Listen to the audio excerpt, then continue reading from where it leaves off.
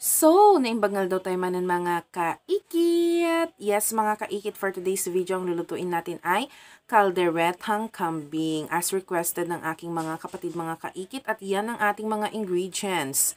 Bawang, sibuyas, red bell pepper, patatas at carrots, malaking liver spread mga kaikit, any brand, as well as garban sauce mga kaikit. Next to it ay yung tomato sauce, dalawang medium size na tomato sauce, dalawang pineapple tidbits na maliliit, isang tomato paste mga kaikit pampakulay, and of course yung kambing na kakailanganin natin. So ayan, buto-buto siya mga kaikit, pero malaman din naman siya talaga. Buto-buto, ribs, and so on and so forth mga kaikit. So ayan, ipapakulo lang natin siya hanggang sa lumambot mga kaikit. So nilagyan ko siya ng luya, bawang, and sibuyas mga kaikit. Kung may pressure cooker kayo mga kaikit, much better kasi mas madaling lumambot yung kambing na kakailanganin mga kaikit. And if okay na siya mga kaikit, ay hanguin nyo na siya and let's start cooking caldereta. So ayan, igigisa lang natin siya, igigisa lang natin siya sa bawang mga kaikit. Pag-brownin natin siya, and then next is ilalagay natin yung sibuyas. Oo. Yun lang naman yung basic na nilalagay or ginigisa na una mga kaikit. Ang bawang at sibuyas para lumabas ang mga aroma nito mga kaikit. So next, ay ilagay nyo na yung na-strain ninyong pinakuloang buto-buto ng kambing. Oo mga kaikit.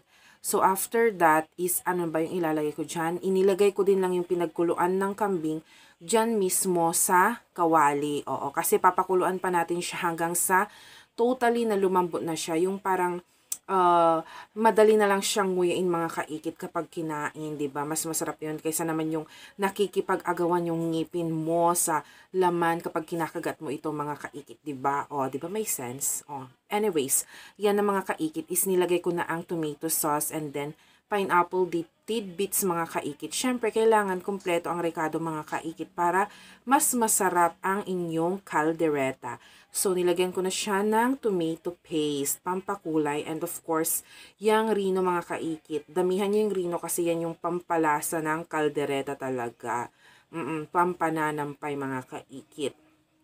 So, afterwards mga kaikit ay hahaluin nyo siya, pagko-combine niyo yung mga lasa-lasa nyo mga kaikit and tatakpan nyo siya. Afterwards is papakuluan nyo siya mga kaikit and ilagay nyo na yung mga seasonings na kadalasan na nilalagay ninyo. Kung magic sarap ba yan, aji ginisa, or anything na vetchin or anything na pampalasa ninyo.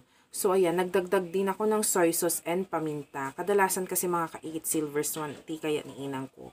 Tananananam. Pero depende sa inyo. So, kulang yan sa alat. Ang nilagay ko siya ay fish. Fish sauce or patis mga kaikit.